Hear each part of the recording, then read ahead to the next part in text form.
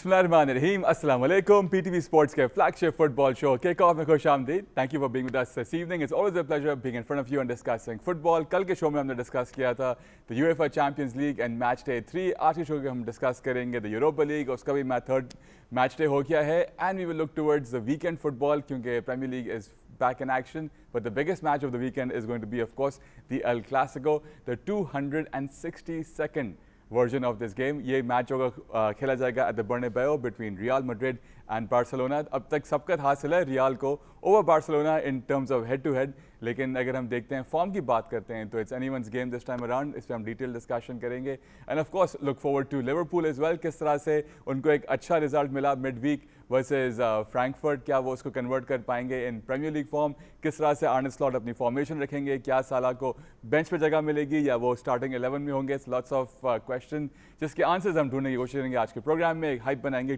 Towards this upcoming weekend. Let's get the show on the road. We have with us our usual suspects who are back with us in less than 24 hours. Good to have you back, Usman. How are you? All well? All good, Altamash. बिल्कुल good to be back. लेकिन अगर आपने Europa league की बात की है, दो बड़ी इंपॉर्टेंट टीम्स जो हैं वो अपना मैच हार रही है. Aston villa, go ahead eagles, what a team. I mean जो उनकी परफॉर्मेंस थी खास तौर पे मैं इसकी बात करूँगा, लेकिन अगर आप वैसे देखें उनकी जो टेबल रैंकिंग है वो 10वीं पोजीशन पे हैं. और नॉर्वे के थर्ड डिवीजन में शायद नहीं, नॉर्वे में नहीं, ये नीदरलैंड. जी. तो लेकिन उन्होंने सरप्राइज किया एस्टन विला को, और कुछ उनकी अपनी गलतियां भी थी एस्टन विला की जो कि ये मैच नहीं जीत सके. नॉटिंघम फॉरेस्ट आए और छा गए. बिल्कुल, और वही प्रैग्मेटिक अप्रोच उन्होंने रखी है. जो असल डीएनए है नॉटिंघम फॉरेस्ट का, उस पर खेले तो डेफिनेटली उनको वो मिली. लेकिन रोमा भी जो है वो भी अपना मैच हारी यूरोपा में. तो काफ़ी सरप्राइज रिजल्ट्स थे ओवरऑल. अब देखते हैं कि रेंजर्स कुछ कर नहीं पाई नया मैनेजर के साथ भी, वो फिर हार गए. बिल्कुल. तो lot of surprises that way. और अब एक दिन यानी कि कल का जो टाइम है उसमें प्रीमियर लीग दोबारा हम देखने को मिलेगी. और 12 बजे, रात के 12 बजे जो कि ऑफिशियली संडे होगा, लिवरपूल ब्रेंटफोर्ड के साथ खेलेगी. आर्सेनल भी संडे को अपना मैच क्रिस्टल पैलेस के साथ खेल रही है. So a lot of good matches. I suppose Everton Tottenham के साथ खेल रही है, so it's going to be a good match as well. Would you believe it? Everton जो है इस वक्त टॉप 10 के अंदर है. काफ़ी ऐसी टीम्स हैं, आपकी क्रिस्टल पैलेस हो गई, बॉर्नमथ, ये सब टॉप 10 के अंदर हैं. इवन मैनचेस्टर यूनाइटेड 9वीं पोजीशन पे आ गई है. उनका तो बनता भी है.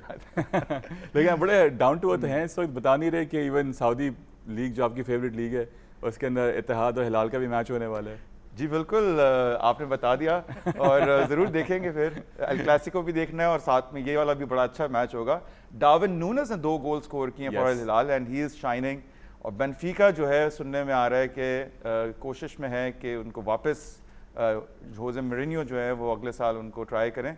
बट लेट्स सी क्या होता है. सऊदी लीग के अंदर भी हमें जो है ना अच्छे कंपेटिटिव मैचेस अब देखने को मिले. अलकदसिया की जिसमें मैंने लास्ट प्रोग्राम में भी बात की थी, they are actually doing really well. दूसरी पोजीशन पे उन्होंने जो है वो है और they are doing good. Aubameyang इस टीम का हिस्सा थे पिछले साल. तो लेट्स सी क्या होता है. अब वो मार्से में है और फ्रेंच लीग में एक और आपकी फेवरेट लीग में नंबर 1 पर हैं. चलते हैं लतीफ़ की जाने. Good to have you back sir. All well? ठीक ठाक? All well. इट्स लगता है पूरी रात आपने कल सिर्फ यूरोपा और कॉन्फ्रेंस के मैचेस देखे हैं. जी, बड़े इंटरेस्टिंग मैचेस थे अल्टीमेट. लेकिन मैं पोस्टेकोग्लू का जिक्र करना चाहूँगा कि उनको 39 डेज में और फिर मैच के सिर्फ 18-19 मिनट बाद उनको सैक किया जब वो चेल्सी से हारे. बड़ा अनसेरेमोनियसली उनको निकाला गया, क्योंकि देखें एक प्रॉपर तरीका तो यही होता है कि आप कुछ घंटे तो दें एटलीस्ट मैनेजर को उस मैच के फ़ौरन बाद. जैसे ये this reminded me of Ancelotti at Chelsea जब उनको सैक किया था in the tunnel after the defeat to Everton. But उसका कॉन्टेक्स्ट ये था कि वो सीजन का फाइनल मैच था. ये तो बहुत ही एक शर्मनाक हरकत है. अब इससे देखें अल्तमश एक बात पता चल रही है कि नेपोटिज्म जो है ना आपको ले डूबता है. ये इसकी कहानी क्या थी. पोस्टेकोग्लू और मारिनाकिस की जो एक ग्रीक एसोसिएशन जो है लास्ट ईयर ग्रीस के अंदर एक सिविलियन अवार्ड, उनको स्पोर्टिंग अवार्ड था बल्कि वो प्रेजेंट करे थे मारिनाकिस पोस्टेकोग्लू को. तो 1 घंटा दोनों बैठे थे, दोनों की गपशप हुई, तो उसने उसी वक्त प्लान बना दिया अगला कोच मैं किसी को निकालूंगा तो पोस्टेकोग्लू आएगा. अब पोस्टेकोग्लू और नॉटिंघम फॉरेस्ट का कोई तालमेल ही नहीं था ना. सिंपल सी बात है. वो उसका फुटबॉल एक दोनों अलग opposite and of the spectrum पे हैं दोनों का स्टाइल ऑफ लेकिन प्ले। फिर आप ये कह रहे हैं कि नॉटिंघम फॉरेस्ट के अंदर कोई स्पोर्टिंग स्ट्रक्चर ही नहीं है जहाँ पे जो ओनर हैं, और नज़र भी आता है कि वो फील्ड पे आके जो सेठिया मनमानी company। कर रहे होते हैं, सेठिया। बिल्कुल जैसे सेठिया कल्चर कहते बिल्कुल, हैं, तो बिल्कुल। वो कुछ है ही नहीं, क्योंकि आप बिल्कुल ठीक कह रहे हैं कि पोस्टेकोग्लू और नॉटिंघम फॉरेस्ट स्पेशली जो पिछले 3 साल से वो फुटबॉल खेल रहे जी। हैं, कोई उनका वो मैच ही नहीं था उनका। मैच ही नहीं था। और बात ये ना कि even the fans you know they didn't really warm up to Postecoglou. Last season they loved the playing style, fans को कोई कंप्लेंट ही नहीं थी। मैं इसका एक बरक्स इसके एक दूसरा एग्जांपल दूं ना कि वेस्ट हैम जब कॉन्फ्रेंस लीग जीता था अंडर डेविड मॉयस, वो जीतने के बाद भी फैंस खुश नहीं थे with the style of play. वो the fans wanted boys out at that point in time because of the style of play. यहाँ पे तो स्टाइल ऑफ प्ले से खुश थे वो under Nuno Espirito Santo. But I wonder what the West Ham fans are feeling like right now. Exactly, grand Potter आगे exactly. चले गए, नूनो एस्पिरितो सैंटोस भी माफिया मांग रहे हैं या हाथ जोड़ रहे हैं कि भाई मैच के बीच में बाहर नहीं निकलो स्टेडियम से। एग्जैक्टली तो अब देख लें, बस ये हो रहा है। बिल्कुल बिल्कुल बिल्कुल। लेकिन ये Sean Dyche and He should have been the perfect person to replace Postecoglou in the Absolutely. first place. In fact, replace Nuno in the first place. Exactly because वो स्टाइल ऑफ प्ले बिल्कुल match करते हैं। उसके साथ साथ जो उसके 2 assistant managers जो हैं उनका बड़ा स्ट्रॉन्ग कनेक्शन है नॉटिंघम फॉरेस्ट से, वो एक्स प्लेयर्स रह चुके हैं। तो फैंस के साथ क्लब के साथ एक नेचुरल एक एसोसिएशन है। और I think this looks like a match made in heaven because ये अभी मुझे लग रहा है कि ऑब्वियसली जिस किस्म का रिस्पॉन्ड किया प्लेयर्स ने जो वेलकम किया है अपने इंस्टाग्राम के ऊपर भी मॉर्गन गिब्स व्हाइट ने वेलकम करा शॉन डाइश को, और फिर परफॉर्मेंस के साथ पिच पे भी कल रात को प्रूव किया उन्होंने कि भाई they will play for this manager and they look like going in the right direction. बिल्कुल सही बात है, आपने कहा मैच मेड इन हेवन। एक मैच जो इस वीकेंड पे होने वाला है which will be definitely a match made in heaven for all the fans and one of the biggest matches in football. अगर हम बात करते हैं दी एल क्लासिको, ये होगा at the Bernabeu between real and Barcelona. लेकिन अब तक जितने अच्छे मैचेस इनके दरमियान हो चुके हैं और रीसेंट पास में जो बेहतरीन गोल्स हुए हैं उनका हमने एक मोन्टाज बनाया आपके लिए, ज़रा उस पर नज़र डालते हैं और फिर प्रीव्यू करते हैं दिस अपकमिंग मैच के बारे में। Let's see how Rafinha performs at the Bernabeu tomorrow. ये दोनों टीमें जो हैं, जैसे मैंने पहले कहा, 261 टाइम्स जो है आमने सामने हो चुकी हैं, जिसका मतलब है कि this will be the 262nd match between the two of them. ये खेला जाएगा रियल मैड्रिड के स्टेडियम पे। इस वक्त रियल के पास हेड टू हेड बर्तरी हासिल है, 105 वो जीते हैं, 103 जो है बारसा जीता है। बाकी जो है इन दोनों टीमों के दरमियान ड्रॉज हुए हैं। क्या हैंजी फ्लिक उसी अप्रोच के साथ जाएंगे, क्या वही हाईलाइन खिलाएंगे या कुछ प्रैग्मेटिक अप्रोच लाएंगे इस मैच के अंदर to counter Real Madrid and of course Kylian Mbappe and the form he is in and of course being supported by Vinicius Junior. Bellingham ने भी इस मिड वीक जो है गोल किया अपने यूएफए चैंपियंस लीग मैच के अंदर, his first goal for the season as well. And Arda Guler जिस फॉर्म के अंदर हैं, तो काफ़ी अच्छी प्लेयर्स जो हैं फॉर्म अपनी पकड़ चुके हैं, लेकिन दोनों टीमें जो हैं थोड़ा सा इस वक्त डिफेंसिवली ज़रूर स्ट्रगल कर रही हैं। किस तरह से होगा ये मैच, कैसे देखते हैं उस्मान इस मैच को आप? लास्ट डेकेड की बात करें उसमें बार्सिलोना ज़्यादा सबकत ले के जा चुका है। 27 times they have beaten real Madrid, 20 times real Madrid जीती, 10 ड्रॉज हुए हैं। तो उस लिहाज से पिछले 10 साल की अगर हम बात करें तो बार्सिलोना ज़्यादा सबकत लेके जा चुका है। बट या ओवरऑल आपने बिल्कुल सही कहा कि रियल मैड्रिड की पैडिग्री ज़्यादा नज़र आई है। बज़ाहिर हमने लास्ट टाइम भी बात यही की थी, लास्ट प्रोग्राम में भी, कि दोनों टीम्स जो हैं इस वक्त डिफेंसिवली उनको इश्यूज़ हैं। एक अच्छी न्यूज़ जो सुनने में आ रही है हॉइसन की कि शायद वो मैच फिट हो जाएं और वो इस टीम का हिस्सा बने, जो कि it's gonna be a real coup for Real Madrid. दूसरी तरफ बार्सिलोना जो 2 टीनेजर्स हैं कुब्रासी और असेंसियो, वो दोनों मुझे थोड़े से मैं समझता हूँ कि इतने ख़ास तौर पे इस सीज़न की अगर हम बात करें, दोनों से कुछ बहुत सारी गलतियाँ या इनएक्सपीरियंस वहाँ पे हमने देखा है कि नज़र आया है कि उन्होंने कुछ इस तरह से किया है। Definitely they are missing out on an experience defender जो कि थोड़ा सा लीड करे बैक फोर को और प्रोटेक्ट करे। तो लगता यही है कि it's gonna B high scoring match. और इंजरीज़ के हवाले से बात करें तो रियल मैड्रिड थोड़ी बेहतर सिचुएशन में, बेलिंगम की वापसी हो गई है, एम्बापे, विनीसियस थोड़ी अच्छी फॉर्म में हमें नज़र आए पिछले मैच के अंदर, जिस तरह से उन्होंने क्रिएट किया और जिस तरह से उन्होंने परफॉर्म किया। तो उस लिहाज से देखा जाए तो लेवेंडोस्की प्रॉब्ली नज़र आ रहा है कि वो शायद डाउटफुल होंगे। मार्कस रैशफोर्ड अच्छी फॉर्म में, लेकिन क्या वो नंबर 9 पोजीशन पे जब अगर स्टार्ट करते हैं तो वो क्या रियल मैड्रिड को परेशान कर सकेंगे या नहीं कर सकेंगे। तो ओवरऑल चूंकि मैच रियल के होम पे हो रहा है तो लग यही रहा है कि पलड़ा जो भारी है, और फिर जो पीछे के 2-3 रिजल्ट्स हमने देखे हैं बारसा के, उसमें लग ये रहा है कि थोड़ा सा रियल मैड्रिड को एज हासिल है, लेकिन जब ये मुकाबला होता है, जब ये होता है, हम कितनी भी क्या राय कर लें, बड़ा एक एंटरटेनिंग मैच होता है। और हमने देखा है कि पिछले 2-3 सालों में बार्सिलोना ने they have scored huge amounts of goals also against real Madrid. अगर हम पिछले साल की बात करें तो 2 या 3 मैचेस ऐसे थे जिसमें 4 गोलों की स्कोर लाइन थी। तो बार्सिलोना के अंदर एक नई एनर्जी आ जाती है against real Madrid, but it's gonna be a spectacular overall match. the football they've been playing under Hansi Flick, they've been scoring insane number of goals And they're conceding also, of yes. course, on the other hand.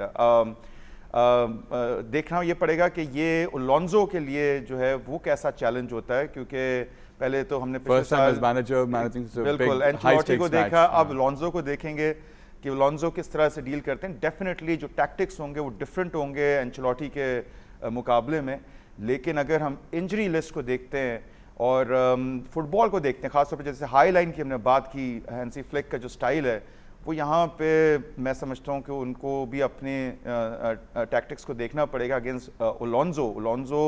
उस लिहाज से formation के अंदर उनकी flexibility बहुत ज़्यादा होती है।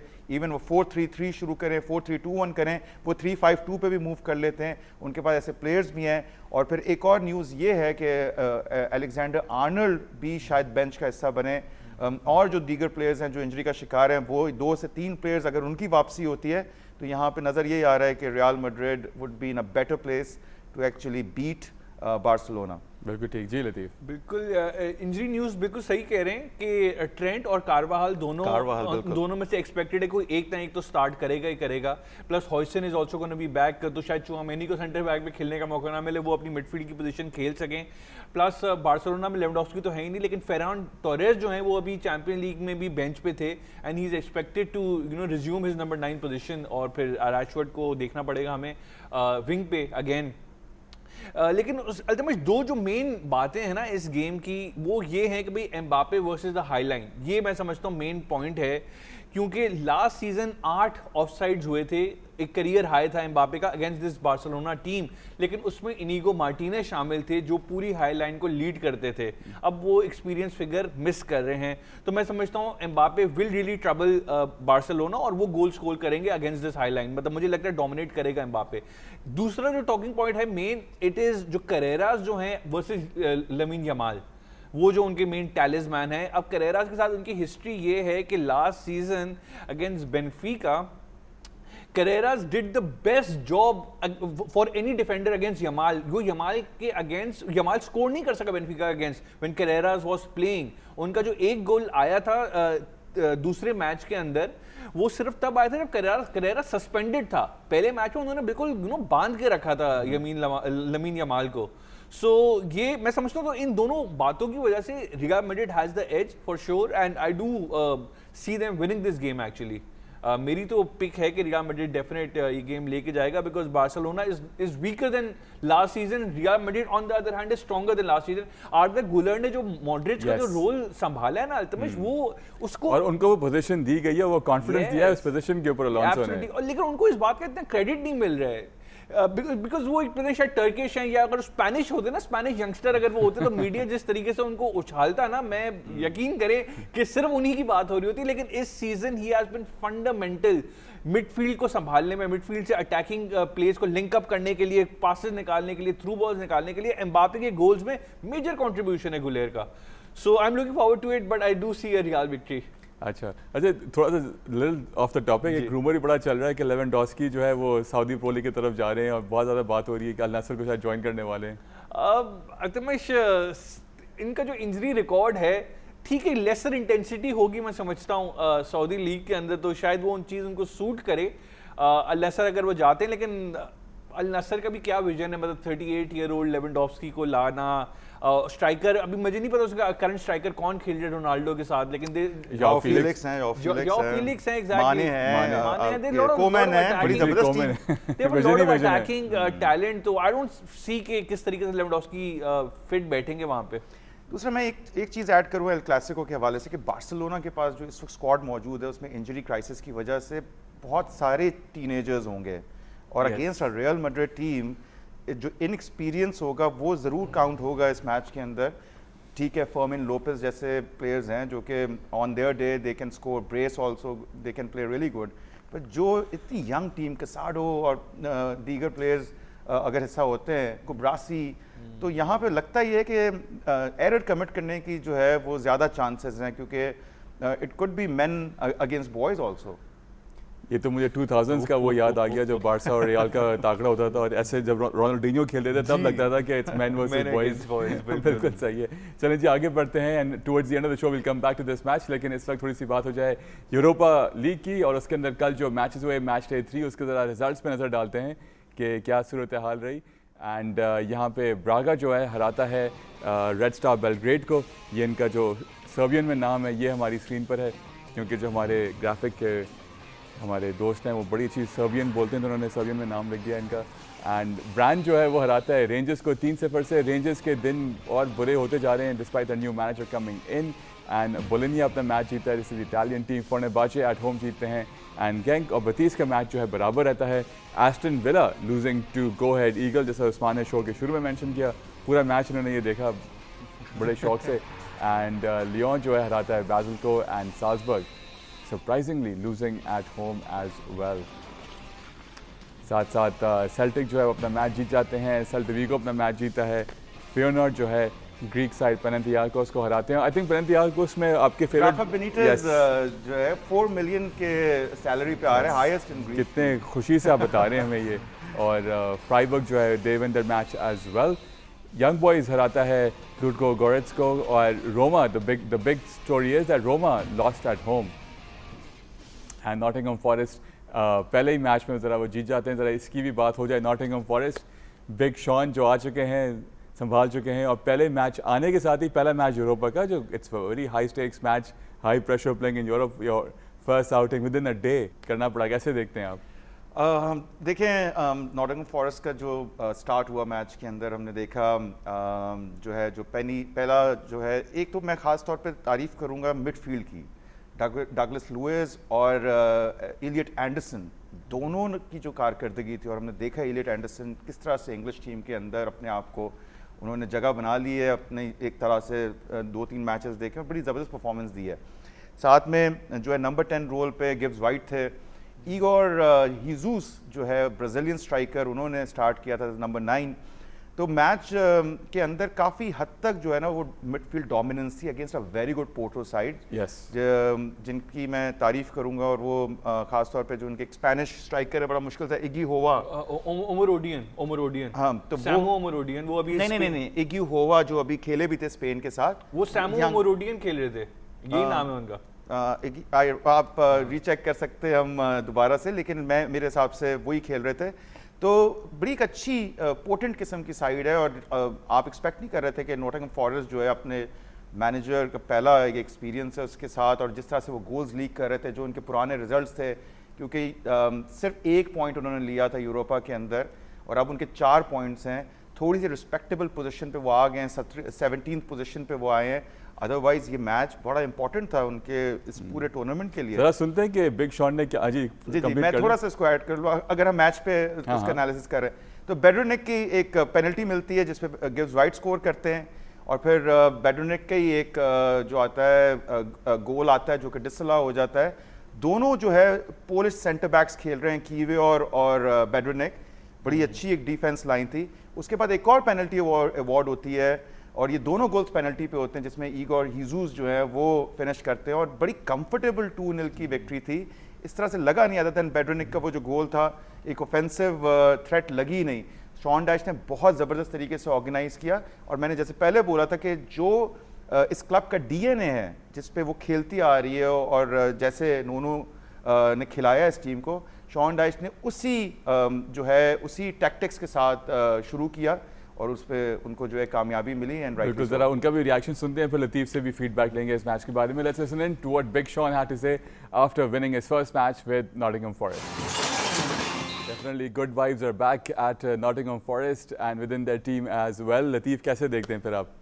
आप तो बड़े खुश हैं बिग शॉन की वापसी से, ये भी हमें बता रहे हैं कि मॉडर्न डे सैम अलाइडाइस। नहीं, but I do not see him, you know, Nottingham Forest को मैं रेलीगेशन बैटल में डेफिनेटली नहीं देख रहा, और मुझे लग रहा है कि first half of the table पे फिनिश करा देंगे because the kind of squad that they have, और ऑब्वियसली स्टाइल ऑफ प्ले वगैरह सारा सूट करता है। लेकिन फॉरेस्ट के लिए this was their first win in Europe in 30 years, मतलब वो काफ़ी एक खुशाइन बात थी। एंड वो चैंट्स भी जो स्टेडियम में लग रही थी, फॉरेस्ट आर बैक, उसने मॉर्गन गिब्स व्हाइट ने भी कहा कि भाई मोराल पूरी स्क्वाड का बूस्ट हो गया शॉन डाइश के आने से। एंड उसके अलावा जैसे उस्मान ने बताया 2 पेनल्टीज मिली थी और दोनों कन्वर्ट हुई, so it is a fantastic victory for them. Against Diego Costa जो कि yes, Diego Costa fantastic keeper है, वो उनकी सेव्स बड़ी होती हैं। मुझे याद है स्पेन वर्सेस मोरक्को वाले मैच के अंदर वर्ल्ड कप में भी एक आध सेव पेनल्टी सेव की थी उसने।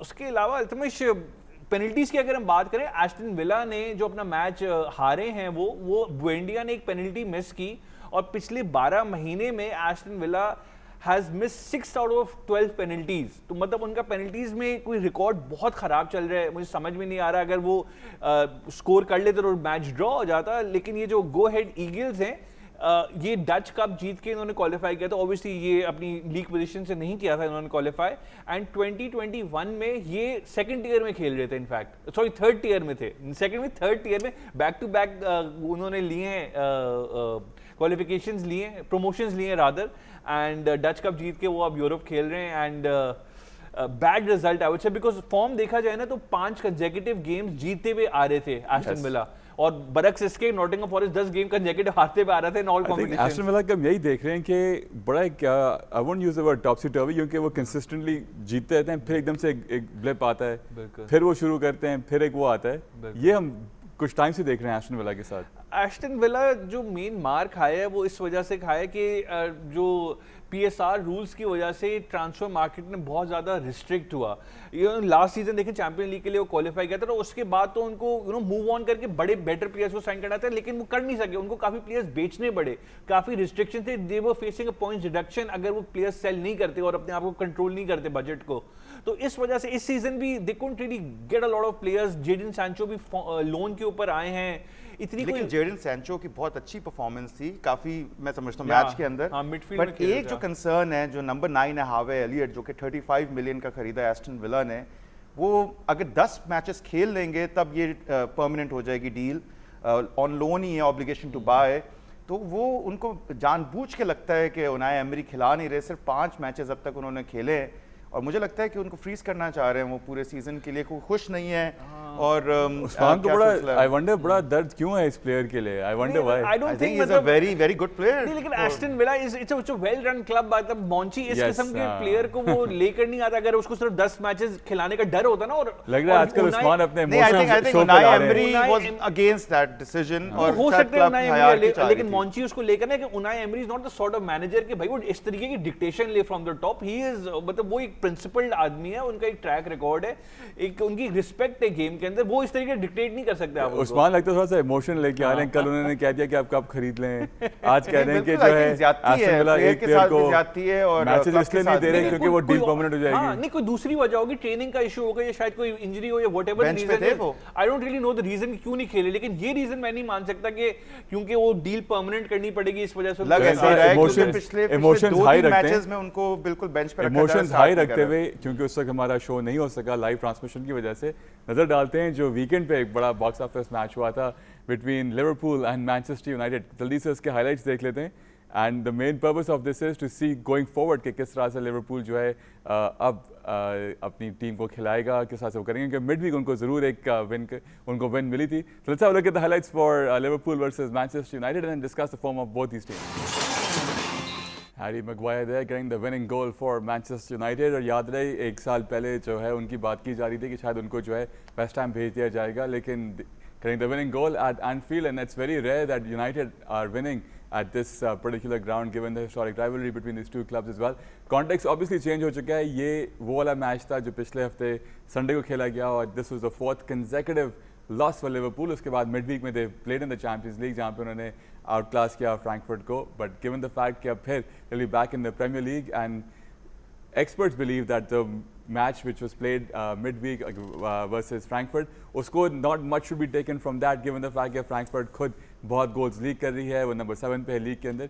किस तरह से अब वो वापस आएंगे against a pretty decent Brentford side, and यहाँ पे इनके क्यों लॉसेज हुए हैं इस तरह से back to back Premier League के अंदर, and losing to their historic rivals, their arch rivals Manchester United at Anfield। जी उस्मान, कैसा डिस्क्राइब 10 करेंगे आप? साल के बाद जो है ये एक रिजल्ट ऐसा आया है, और rightly so. I think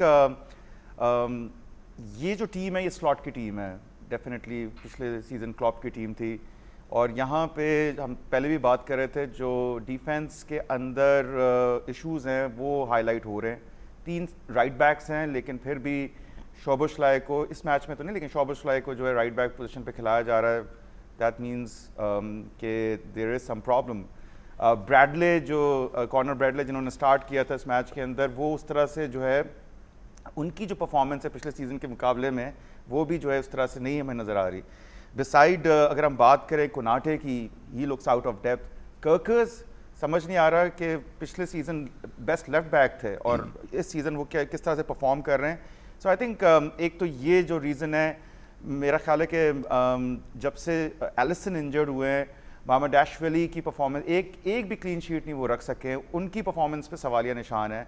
midfield जो चल रही थी, मैकएलिस्टर, कैलेहर बड़े अच्छा परफॉर्म कर रहे हैं जहाँ पे वो गए हैं। कैलेहर बड़ा अच्छा परफॉर्म कर रहे हैं। कैलेहर, ब्रैंटफोर्ड, बिल्कुल। आई थिंक उनको कहा जाता था कि सेकंड बेस्ट कीपर अगर कोई है तो वो कैलेहर है।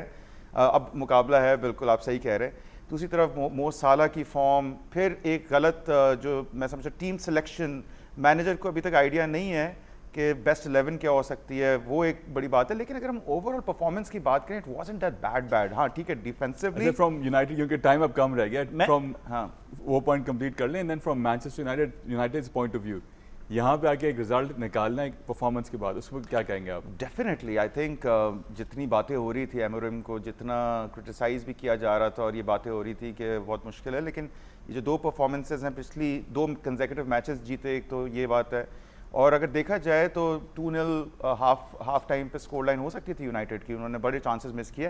दूसरा लिवरपूल ने भी 3 दफ़ा वुडवर्क हिट किया, ईसाक को एक आध चांस मिला। एक और गलती ये थी कि ईसाक जो कि लगता नहीं मैच फिट है और अभी तो उनकी इंजरी भी आ गई, एक टीके को क्यों नहीं स्टार्ट किया गया।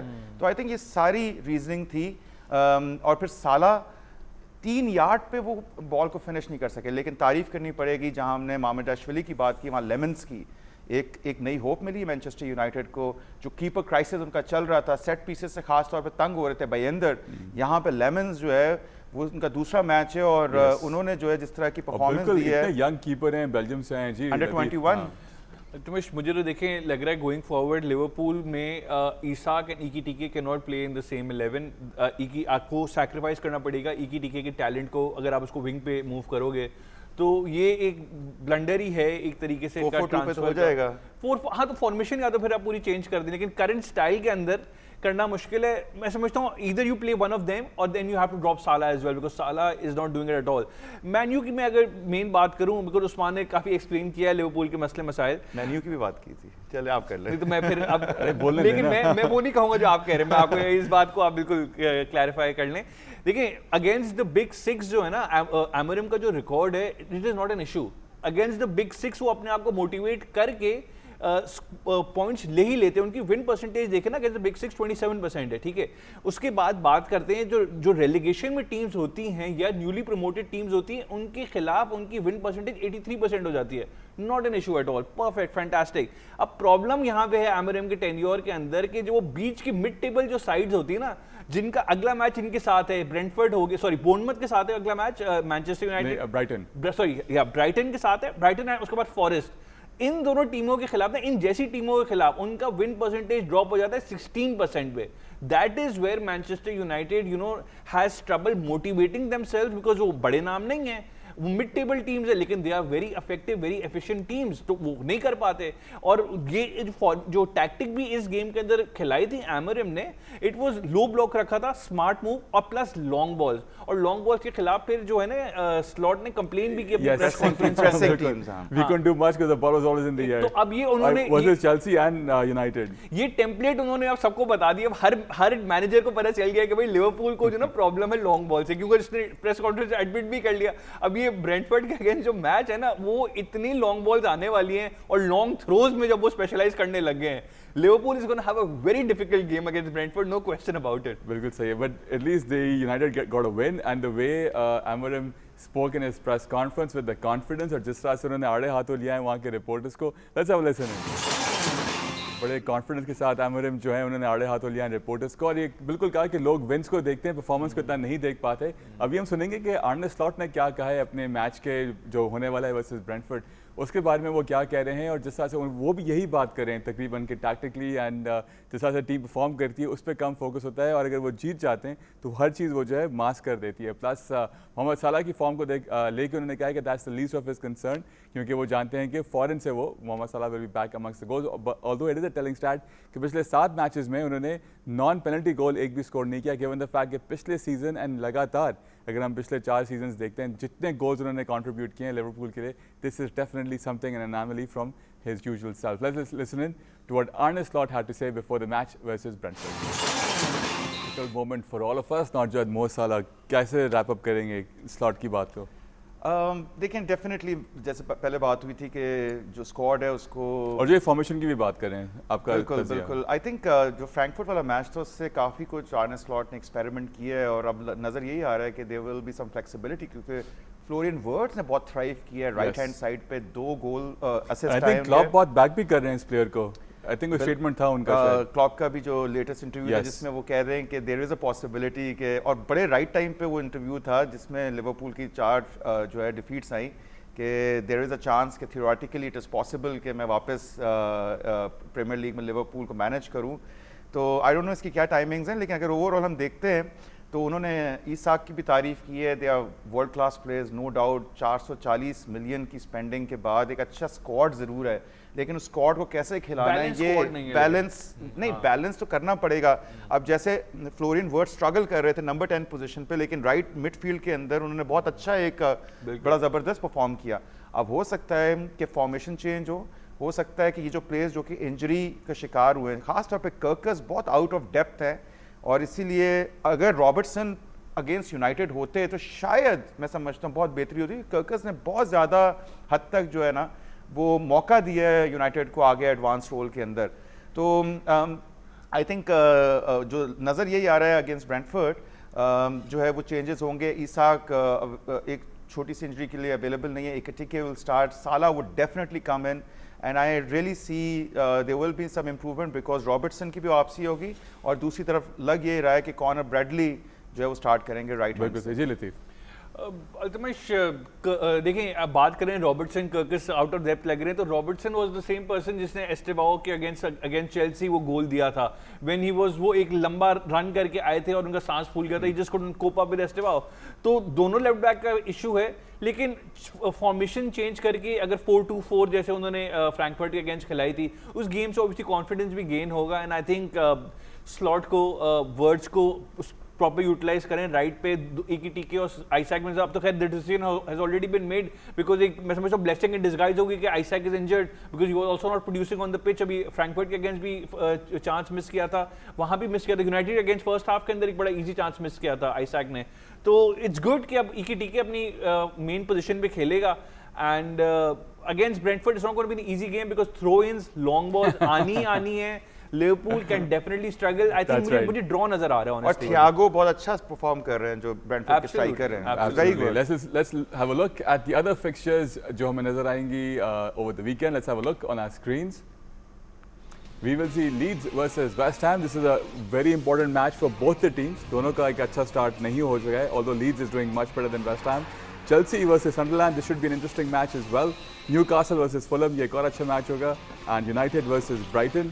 And let's see if United can carry on that form from last Sunday जब उन्होंने हराया लिवरपूल को. Brentford versus Liverpool ये मैच अभी हमने डिस्कस किया है. Bournemouth versus Nottingham Forest. This should be a very interesting match as well. Attack versus defense. Arsenal versus Crystal Palace. तो ये जो होगी आपकी होगी North South London derby. Aston Villa versus Manchester City.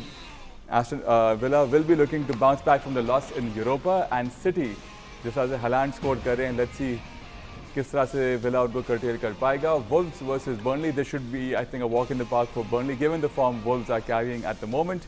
And Everton versus Tottenham should be a very, very interesting game. Specially given the fact कि ये Everton के नए स्टेडियम पे और खुद के होम पे ये मैच खेला जाएगा, कैसे देखते हैं इन सारे फिक्सचर्स को? अच्छे फिक्सचर्स हैं, आई बिलीव पिछले हफ्ते की तरह तो नहीं, एक box office Arsenal crystal palace लगता है कि कुछ आपको वहाँ पे, क्योंकि last was Arsenal Fulham, Arsenal one that match, आपको लगता है कि क्रिस्टल पैलेस के खिलाफ या क्रिस्टल पैलेस जो है the way they been giant killers in the recent past upset कर सकता है आर्सेनल को? Arsenal has been oozing confidence. I mean, the kind of squad depth they have got, it's going to be a tough fixture क्योंकि Crystal Palace बहुत बेहतरीन है रोकने में, डिफेंस में। हालांकि पिछले मैच में 3-3 की स्कोर लाइन थी अगेंस्ट आर्सेनल। आर्सेनल somehow गोल निकाल लेगा, और जिस तरह से उनकी लीड चल रही है अभी, 4 पॉइंट्स की शायद लीड है, 4 पॉइंट्स की लीड है on the top of the table. तो आर्सेनल इस सीज़न काफ़ी जो है वो, एक तो कॉन्फिडेंस भी बहुत है, स्क्वाड डेप्थ बहुत ज़्यादा अच्छी है।